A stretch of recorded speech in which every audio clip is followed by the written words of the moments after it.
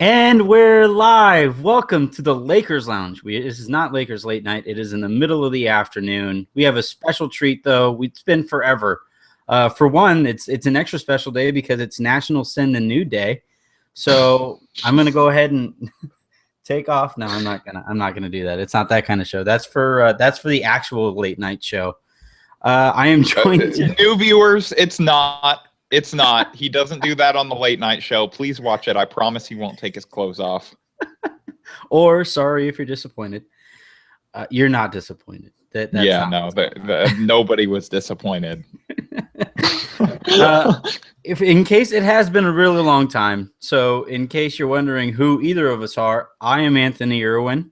I usually host this shindig, and then I am joined by my co-host Harrison Faigen. How have you been? Pretty good. We haven't spoken since the last podcast when Byron Scott got fired, and so a lot's happened since then. I thought it was about time we talked and hung up the feud and got back to podcasting. Yeah, I got a little sick, and I said I was gonna recover on injury time, and then you took issue with that, and then here we are. Yeah. All right. So the way we're gonna do this, there are two major stories since the last time that we were on the air. There is Luke getting hired, and then there is keeping the Lakers pick in the lottery and staying at the number 2 spot, not falling down to number 3, not 4, not 5, not 6, not 7. But they stayed at number 2.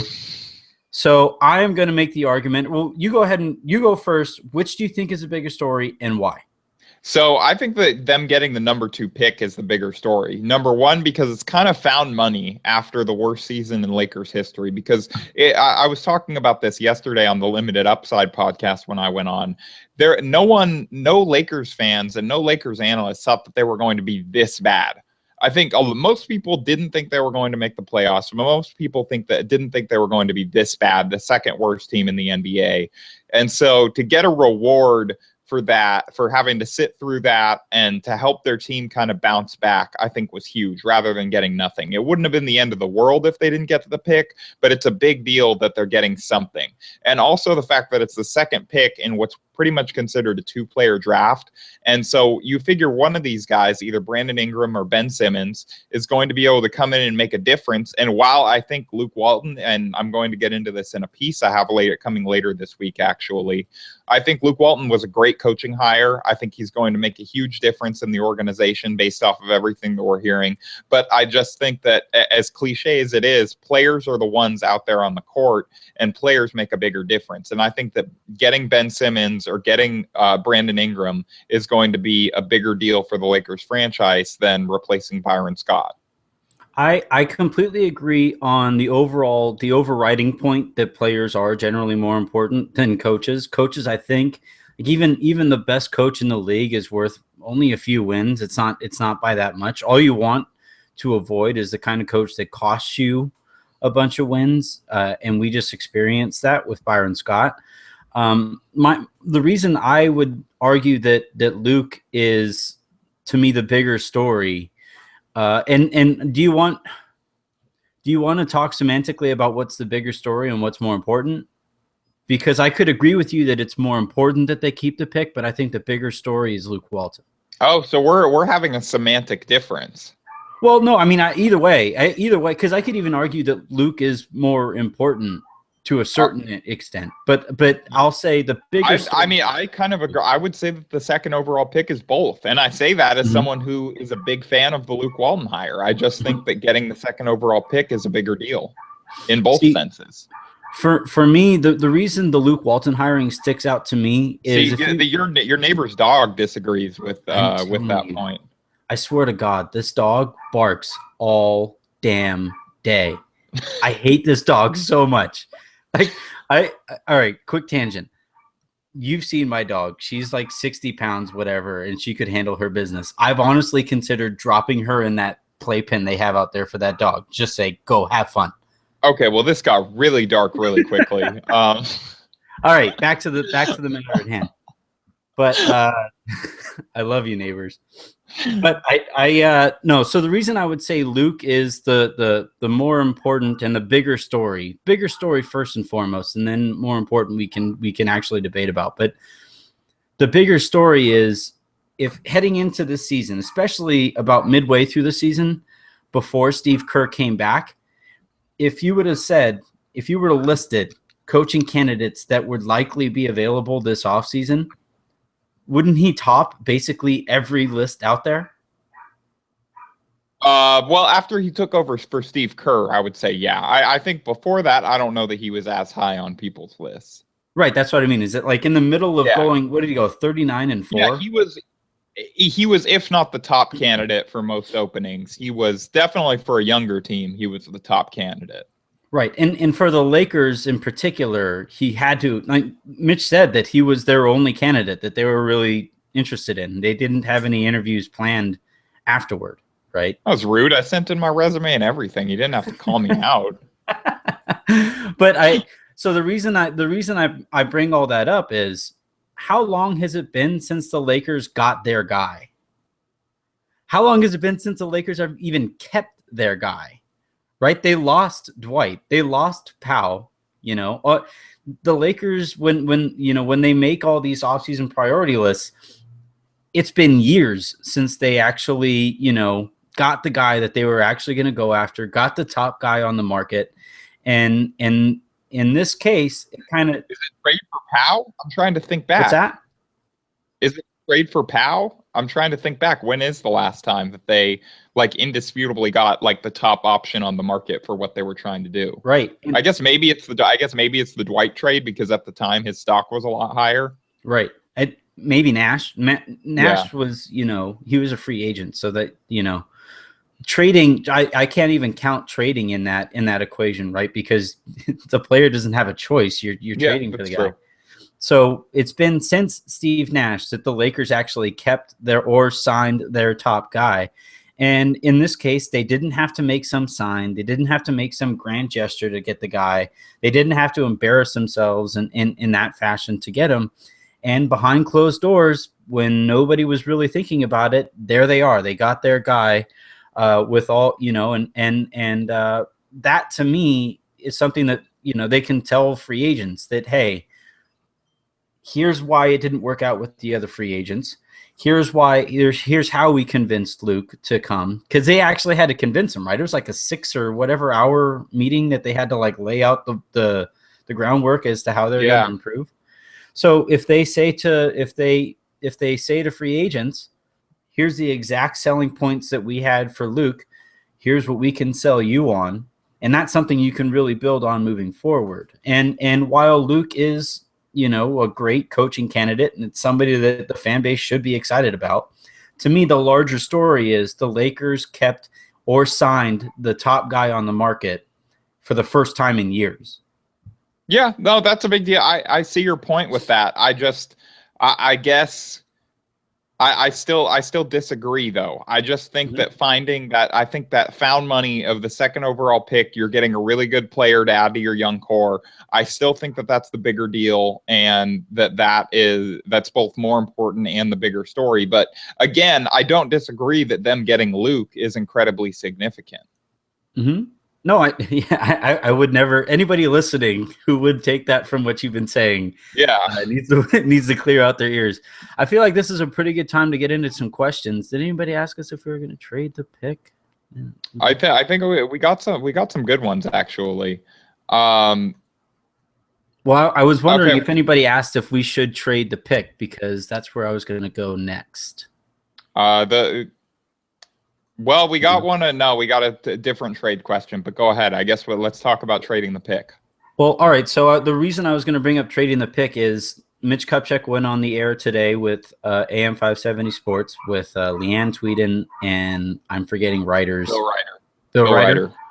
Bill Ryder's show this afternoon, and basically said that they aren't really looking to trade the pick, which is something a lot of people, shouts to Colin Cowherd, have been wondering. Simmons. And Simmons, yeah, two guys that have no connection to the franchise whatsoever. I don't know, dude. I feel like a Celtics fan and a national radio host probably have really good connections inside the Lakers front office. Isn't Cowherd originally from the East Coast too?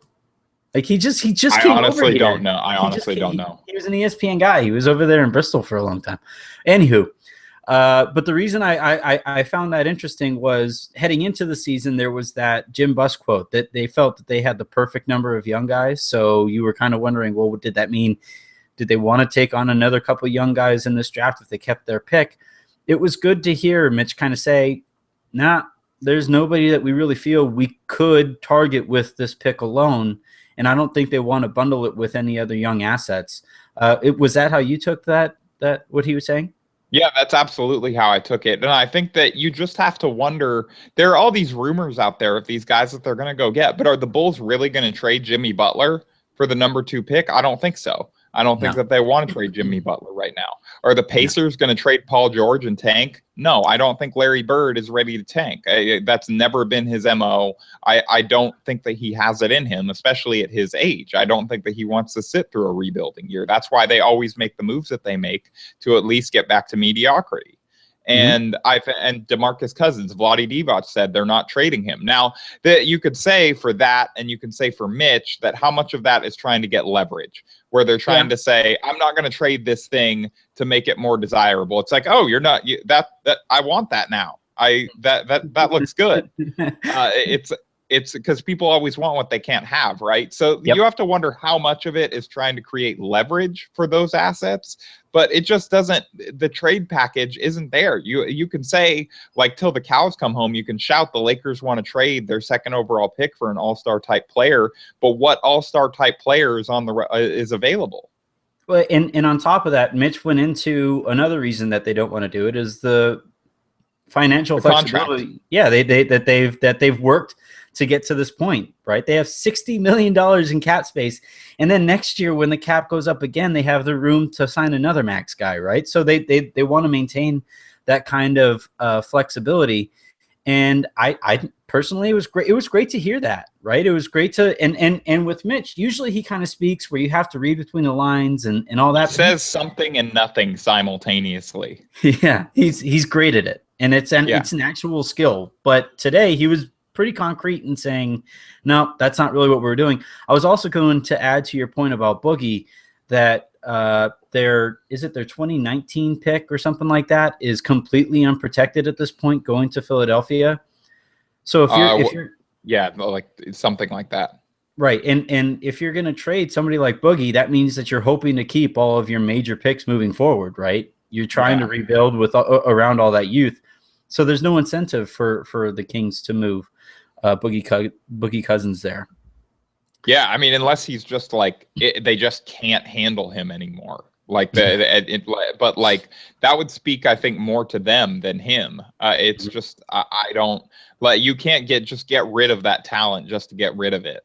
Right. The Lakers learned that by keeping Kobe when he was unhappy. Right. Yeah, you have to figure out a way to work that out. Right. Let's go. Do you have another question out there about the prospects? So about the draft? we were talking about trades and how we thought it was kind of encouraging that Mitch Kupchak wants to let that 2nd overall pick grow with the young roster, and I agree with that. But we did get a question from @JohnnyBerry, frequent, I think, viewer of the show. I've seen questions from him before. Yep. Is a Randall and Clarkson package after Clarkson is signed the most likely trade bait in accelerating the rebuild? I mean, yeah, they aren't going to trade. Russell, I think if they're going to trade young guys, I think that's the package, right? Right.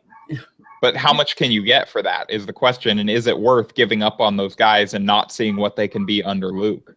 My general stance on trading any of the young guys is you could make the argument that this is as low as their trade value is ever going to be, right? Hold on. I'm going to close my door. I'm either going to close my door or kick this dog. One or the other. I'll be right back. Okay, so I guess I'll just talk. I think Randall and Clarkson, I think that they are the most likely if the Lakers had their pick of what are the 2 guys that they're going to trade. I think going forward, Clarkson now, after this summer, all of a sudden becomes the most expensive of those young guys. And so I think if you're going to make a trade, then he becomes kind of the logical candidate just in terms of making salaries work. And then I think Randall just has the lowest stock of any of the rest of the like kind of major pieces that you trade. Because really, like, Larry Nance Jr. is a nice player. I don't know that he gets you that much in the trade. Anthony Brown doesn't get you anything in a trade at this point. So Randall, out of him, Russell, and Simmons / Ingram, Randall is kind of the highest stock or the lowest stock out of those guys. And so the guy that the Lakers, I think, would be most willing to include in a package for a player. So but at the same time, does it get you that player if it's Randall? What I was going to say is you have a core of young players coming off of what? Would they win 17 games off the top of my head? I believe so. Yeah, so do you have a core of young players coming off of a 17-win system in which and throughout most of which the head coach was crapping on throughout the entire year, right? So this is about as low a value as these guys are ever going to have. So why try to trade them now, right? Anybody who's ever dealt with stocks or whatever would say you trade stuff when it's at peak value. You don't sell off stuff when it's in the basement. And we could look back on right now and say this is when they were in the absolute basement in terms of value. And in that respect, I there's no point in trying to speed up the rebuild, especially when you consider other teams out there. Like, is there anybody that they could get and compete? We're watching this Oklahoma City Golden State series right now. There's nobody that the Lakers could pick up that they would say, all right, I like them against those guys. There's not a single player on that market. Really, that's a good point. I mean, yeah, I think literally you could take any player in the league and put them on the Lakers, and I don't know that they would be able to beat either of those teams, unless maybe it's Curry and you take him off of Golden State and put him on the Lakers. But if you just cloned Curry and put him on the Lakers and then have them play the Warriors, it would not go very well. And even further to that point, there's nobody on the actual trade market, anybody who might possibly be available that would. You mean the Lakers couldn't trade for Curry? You don't think so? I think he's kind of untouchable at this point. Yeah, I think I agree. Let's talk to our Nike correspondents and ask if they've called Under Armour about signing Steph Curry away and see how that goes over. All right. Do you have anything else to add on that question? Or you want to move on to the next one? No, I made my point. So I think the next question that's kind of everyone is asking, and I think everybody's wondering right now and debating, and that's been the big topic since the Lakers got the second overall pick, although it's kind of less important since it's the second overall than versus first overall, is at BDell83 or 8431. Okay, sorry, my screen's a little small. Asks so if I got your @ wrong, I apologize, Brandell. The lottery, who's the better fit, Simmons or Ingram? I'll start. I'll say the better fit right off the bat is Ingram. Yeah, right. Because I agree with you. You could slide him right into that starting five, and it would be Clarkson, Russell, or Russell Clarkson, however you want to play those guys. Ingram, Randall, and then whichever five. Right now would probably be Tariq Black based on current roster build or roster construct. Whereas with Simmons, you'd have to do some finagling and hope that he and Randall can play together. And there are legitimate questions as to whether or not those guys could ever play together because of how poor a shooter that both those guys are. And that's another reason, going back to the last question, that I think that Randall is kind of most on the block as well, because the Lakers may be having maybe drafting his replacement just by virtue of that being the best player available to them. Now, somebody brought this up, and I can't believe it hasn't really crossed my mind yet, is Randall is pretty perfectly built. I think it was Herbie Verstinks, I think, was who brought it up. But he said that, why aren't we thinking of Randall as energy guy off the bench if Simmons was to start and be his replacement there, right? And really, if you think about it, the way Randall plays, he'd be perfect for that role, right? So I don't even know, even if you do draft Simmons, I don't know if you absolutely have to trade Randall. Yeah, I guess that's a good point. And he does kind of fit that mold of he could be kind of a super bench big, especially with his rebounding ability. A lot of those guys are really good rebounders. And I think that he's a guy that you could, with the second unit, really push the break, and you could experiment with him that way, I guess. But do you really want to have like two of your best assets be in the same position, especially when you have Nance Jr. as well? And so obviously you can move Randall or Nance Jr., but it's just hard to see them keeping all three. Yeah. Yeah, I mean, I think eventually they would look to make a trade if they do have Simmons, but I don't think they make that trade right away for the reasons we just spoke about in the last topic as to whether or not their value is at the proper spot to be traded. Yeah, I agree. All right. Any other questions here? So that kind of leads us into our next question from at Johnny Berry. Will Simmons try to force his way to LA? And I think that we know the answer to that. They are trying to force their way to LA. His reps are pretty clearly leaking that scuttlebutt about him wanting to end up on the Lakers so that he can get a better shoe deal. Right. It's funny because there seems to be this dichotomy in how people feel about this. LA people or big market people tend to say, yeah, of course these guys want to go. Here's the contract stipulations that we could actually point to, right, and say that this is an actual thing. And then people in small markets say, well, Kevin Durant's doing all right in Oklahoma City. LeBron's doing all right in Cleveland. You know, that doesn't matter as much. But the thing I say to the people go ahead, finish your point. Well, the thing that I point to people who say, you know, Durant, LeBron, whatever, is I don't want to bank on myself I have to be LeBron James to be profitable at that level, right? I have to be the best player in the history in my generation or in the history of the city that I'm playing in to get that kind of contract, right? Whereas in LA, you're dealing with a little more leeway as to how that contract might play out. Yeah, well, number one, they even said that Russell got like a $1 million a year bump just for getting drafted by the Lakers, basically. Mm-hmm. And I think to your point of you have to be LeBron or you have to be Kevin Durant or you have to be one of those guys like Steph Curry. Golden State's not a small market, but you have to be like one of those type of guys to get a signature shoe and get the signature endorsements in a small market.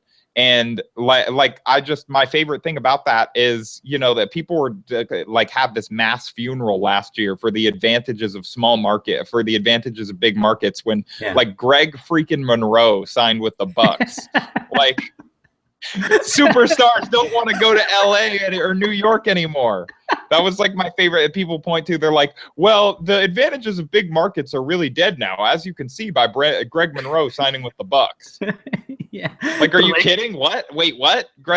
Didn't the Lakers like pass up on a second meeting with Monroe? Like he wanted to meet again or something like that, and they're like, you're Greg Monroe. I don't remember that. I remember he turned the Knicks down because he heard they wanted to play him at center, and he just passed on. He just said peace on the meeting, but yeah, I don't know. It's just like, it's funny to me that he's the anecdotal example being used to say stars don't want to go to big markets anymore.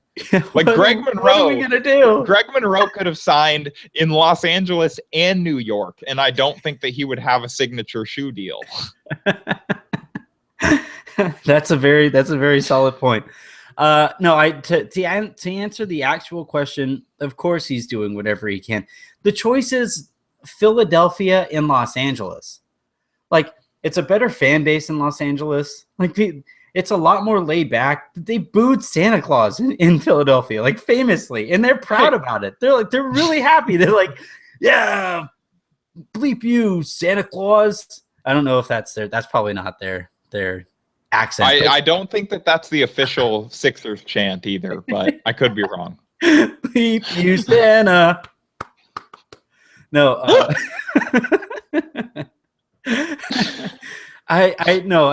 you have the weather of Los Angeles. You have the real estate, which, like, I've heard is pretty nice for the most part. I looked outside today, and aside from that yapping Pomeranian outside, it's pretty damn lovely. Yeah, right? It's a nice day out today. Ben Simmons, you might be making the right call. As soon as we're done here, I gotta go to the store. I'm gonna barbecue in my backyard. Like it's a really nice day out right now.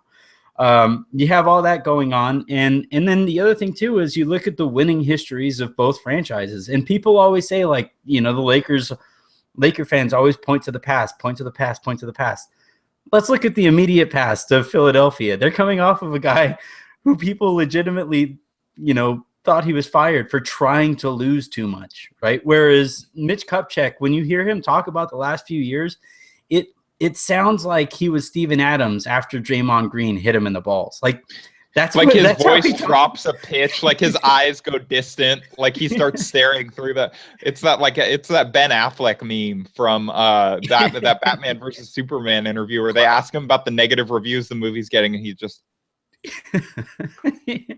So Superman's trying to salvage it in the background. Yeah. But no, there's no, you saw it with Jahlil Okafor last year, right? When the Lakers passed up on him and he wound up in Philadelphia.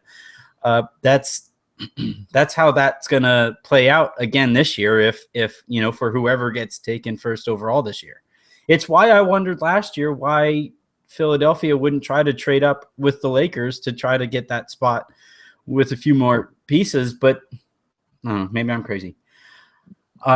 Anything else? Any other questions before this was actually an interesting one, and it kind of takes us in a bunch of different directions because there was that news last night that Luke Walton wasn't going to be able to be at most of the Lakers draft workouts. Yeah, because he's still doing his season in Golden State. So at 22C Mac asks, no, I know he's getting flash drives of the workouts, but how much of a say do you think Luke has in the draft process? And so I'll let you answer it after, but I don't think that it's very much. I think that it's similar to, if it sounded like last year, Mitch had some, I forget who tweeted it out, but there was an article last year where Mitch talked kind of about their collaboration in the draft process. And it sounded like, yeah, they kind of talk to the coaches run the workouts, but it's mostly the front office because they've been the one watching the tape. They've been the ones watching the tape all year. They've been the ones researching these guys all year. And ultimately it's their job. So I don't know that any coach was going to have that much say in the pre-draft process. So I don't know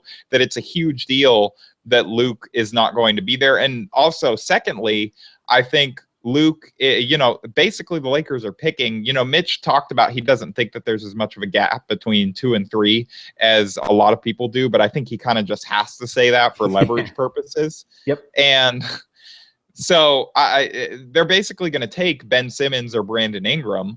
And so I don't know how much it matters that Luke's there for those workouts. And then for the 32nd overall pick, I don't know that Luke's going to be the guy that sways who they kind of take a shot on at that spot.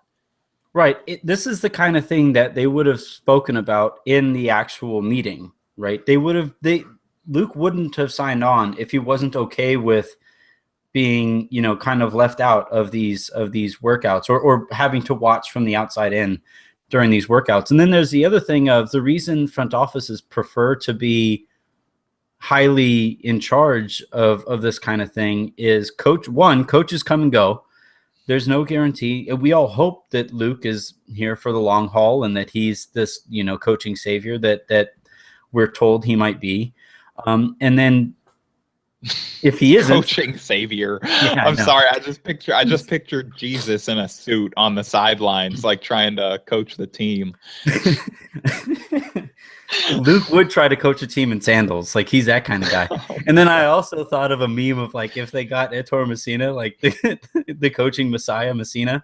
Oh my God. I'm just picturing Luke glowing on the sidelines. Just peace be to you, my draft picks. Go forth, D'Angelo. And score 50 points. But the other thing is coaches tend to be too close. This is my argument against having coach team president situations is the coach tends to be too close to the situation to be able to make unbiased assessments of players, right?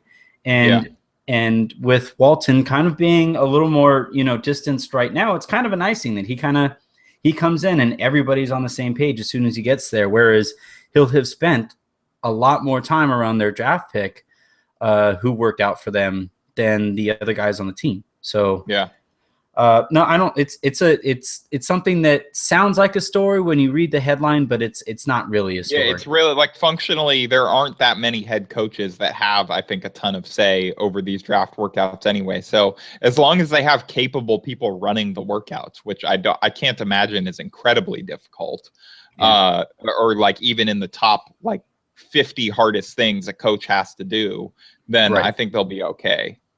Right. I just went by that tweet that we talked about before we went on the air.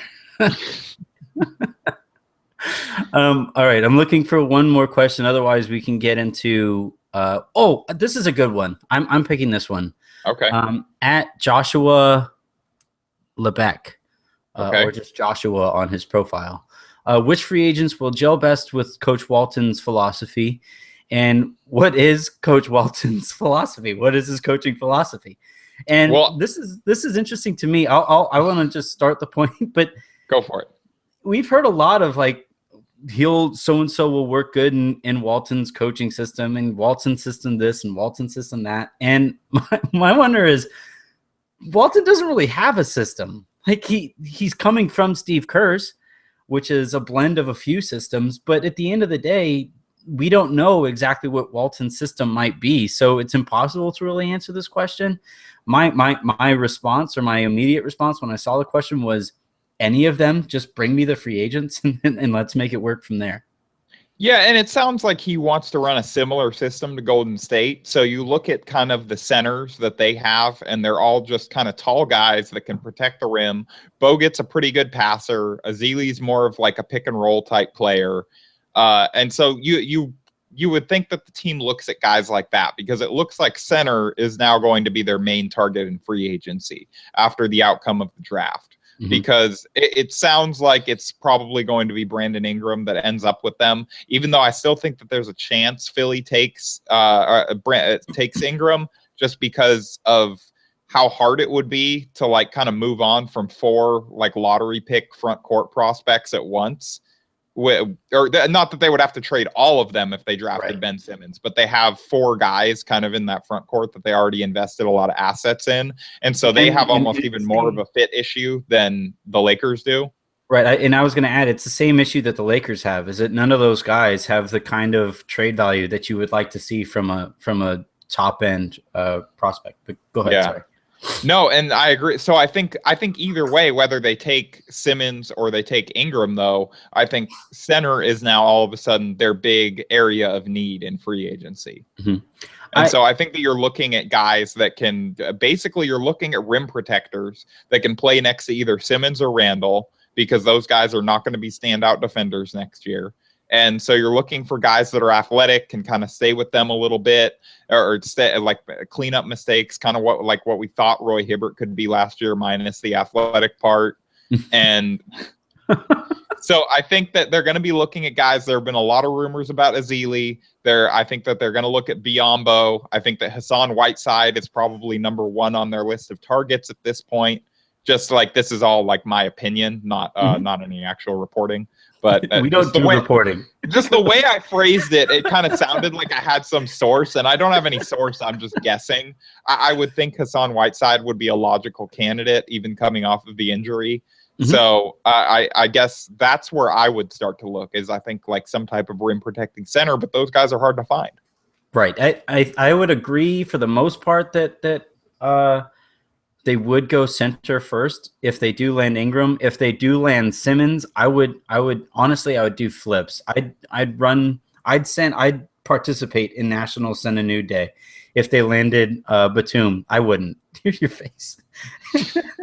But I was like, what free agent do you think that's going to recruit? I don't. But if they drafted Simmons, if Simmons fell to them, and then they were able to convince Batum to come to the Lakers, all of a sudden you have a really fun team. Like that's a team that would just get out and run and run and run, and that'd be incredible.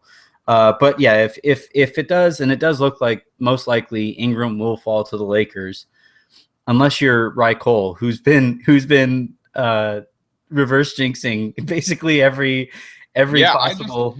Like what's his name? Brett Brown, the Sixers head coach. I saw an interview with him this morning where he compared Simmons to LeBron and Magic Johnson in the same sentence, and they're not going to take that guy. Yeah, like they're like, no, we're going to pass on the combination of Magic Johnson and LeBron. Yeah, who would want that guy on your team? I don't know. I just like that seems like too unselfish of a player. If you're throwing both those mindsets in there, they're never going to shoot. Right. All right. So yeah, I would say Whiteside. A lot of people like Biyombo. I would really hesitate throwing a bunch of money at Biyombo. I haven't seen anything from that guy that makes You me would say Biyombo no to Biyombo? or no, I'm thinking of Azili. And Biyombo Yeah. falls in the same category too. Like both those guys. There's a lot it's like the throwing the max at them just seems insane. It's like the contract can't, like almost no max contract you throw out this summer can end up looking horrible just because of how much the cap's going up. But it would be an overpay. You're going to have to overpay to get them. Right. And the other small forward prospect I like, and Dahmen is going to hate me for saying this, and then Jacob Rube is going to high five me for saying this, is I really like Harrison Barnes. I still believe in Harry B. He's been pretty impressive. Like they don't ask much for the guy, but it's pretty rare that I've watched him and said, yeah, there's no way I want that guy on my team. There's a lot of physical tools there that I think you could build off of. And hey, if the question was which free agents fit Luke's system or the system he wants to run, we know Harrison Barnes fits in that system. Right. Now, we don't know how he fits in that system when he's asked to play more of a role in it, which is kind of my major question mark with him. But I think that it's become fashionable to kind of crap on Harrison Barnes because of the whole like max contract thing, and max contract just like there's this connotation that comes with it that you have to be a superstar to live up to a max contract. And this summer, that's just not the case. And he does have valuable skills. He can shoot a little bit. He can guard fours. He can guard threes. I think that he is a valuable player to have on your team. I don't know that I'm not the biggest fan of signing him, but he also wouldn't be the worst signing. Go ahead. Go ahead. He's not. He's definitely not my top choice. I think Batum would be my top choice for a wing player, but I don't think that he would be the worst guy in the world to have. And he does have the added benefit of he's relatively young, and he does come in and he knows Luke's system well, and he can help teach it. You would think maybe the other, that's kind of the point I was about to make. Is that's an old Phil Jackson trick? Is that he would bring role players from prior triangle teams and help them, bring them over so that he's not building completely from scratch with his entire team when he's teaching his system. Not to say that Walton is going to run the triangle, only that if he does have a set in mind, if he could bring Azili, if he could bring Barnes, that Walton could bring those guys over and say, all right, just pay attention to what these guys do. And then we can build from there. I guess the counter argument to that is if Harrison Barnes just starts shouting at D'Angelo. I saw Sam Esfandiari I think I pronounced his name correctly, making this point earlier in the year where Harrison Barnes knows the Golden State system. And so his response to things is just to scream at Julius Randle, hey, play like Draymond. Or Russell, like, hey, what? Be Steph. I think it's good coaching. I don't see what the problem would be there. Speaking of coaching, you tweeted out, I thought it was a really good tweet, what Luke should be doing in these games, while he's not technically the Lakers coach yet. Go ahead and let's go. I'm going to be Durant. Well, actually, better yet, Durant's out there somewhere. I'm going to be Kerr, and I'm going to ask you questions about stuff going on the court, and then you're going to give Luke's response, all right? Okay, that's what we're gonna do. All right, yeah, that's what we're doing. That's what, and then we'll wrap this up pretty soon. So, okay, all right. So Luke, we're having a lot of trouble with Westbrook turning the corner on screens. What should we hedge more? Should we trap off the screen? What do you think? Hey, Kevin, you should come to LA. It's gonna be. They have a lot of cap room. We can add good pieces around you. Damn it, Luke. All right. All right. Next question. All right. Kevin Durant, the guy you just screamed at, is killing us in the pinch post. What do we do here? Kevin, I've seen your most effective spots. I can help you do really well there. Perfect. Scene. No, I would love it. That'd be great. They need to mic up Luke Walton for this. He's holding up like a sign that says KD to LA on the sidelines. On the back of a student's hashtag KD to LA. He rips off his jacket at the end of the series, and it's a Kevin Durant Lakers jersey. Yeah, perfect. It's not tampering because he's not technically the Lakers coach yet. I think. I don't know. It doesn't seem like tampering to me. I don't see any problem with it. See, it seems to. I don't see why anyone would have a problem with that. None whatsoever. All right, so we'll go ahead and wrap this up. A couple last little tidbits of news. It was cool to see Russell and Randall get chosen for the Team USA Select team. The reason I bring that up is I just think it's a really good thing for any player to be around other really good players, right? And we saw the effect that being around Team USA had on Kevin Durant that one year. And then you go on down the line, Anthony Davis the following year, all that good stuff. And if Russell and Randall are going to be in that same environment, that's phenomenal.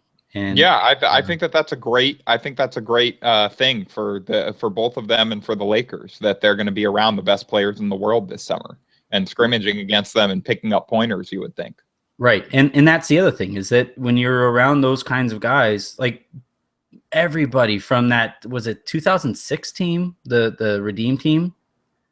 No, 2008 was the Redeem team. So that 2008 team, you had a whole bunch of guys. Everybody was saying how Kobe was pulling so-and-so aside. And while Kobe was taking little tidbits away from those guys, he was also, divulging little aspects of his game that he thought could help all these guys. And if, like, Julius Randle learned, how any little tidbit about how LeBron handles the transition, right?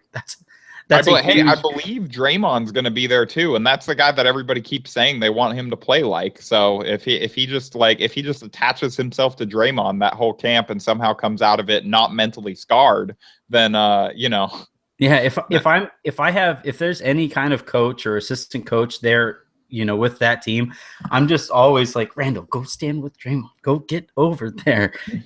Russell, go with Steph. Go with that guy. Just follow him around. Get him water. During the scrimmage, that's what they're yelling at them. Yeah. Nice shot, Russell. Don't get Steph water. He looks thirsty. And then the other tidbit of news was D'Angelo Russell getting named to the second team All-Rookie. I was a little taken aback by how few, first team votes he got. But at the end of the day, it's an All-Rookie team in an absolutely stacked class.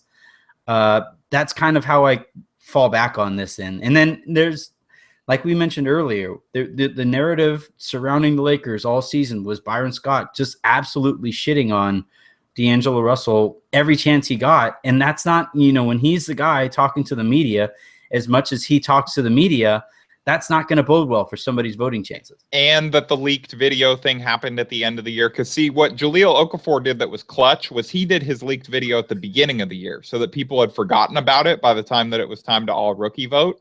And you called it clutch. That was a non-rookie move. That was really smart on Jahlil Okafor's part. Yeah, that was a savvy vet move. If you're gonna have your scandal, you get that out of the way early in the year. It's like Alabama losing early in a football season because they know that if they just win enough games, they're going to be right back in it by the end of the year. That's solid. And I also thought that like the big news, some big news today was Marcelo Huertas getting one all-rookie team vote. That was amazing to me. I did not think that was going to happen, and it's like a dream come true, honestly. I think he got his vote. No, Bucher. It was Rick Bucher. It was Rick Bucher. So shout out to Rick Bucher. You made a lot of Lakers fans' day with that one. He has an open invitation at any point to come on this show. He'll never listen to me. He'll never hear this at all. But he has an open invitation just for voting for Marcelo Huertas. Somebody's going to tweet at him now. All right. So this was fun. It had been way too long. We promised we're going to get these going on a more regular basis as the off season. It feels like the regular season because the regular seasons have sucked recently. But as the off season goes along and as we get closer to the draft and as more news comes out about assistant coaches and which way the Lakers are leaning and if they're looking at trades and all that good stuff, we're going to be right here. This was the Lakers Lounge live edition. I am Anthony Irwin, and that was Harrison Faigen. All right. Thanks for tuning in, guys.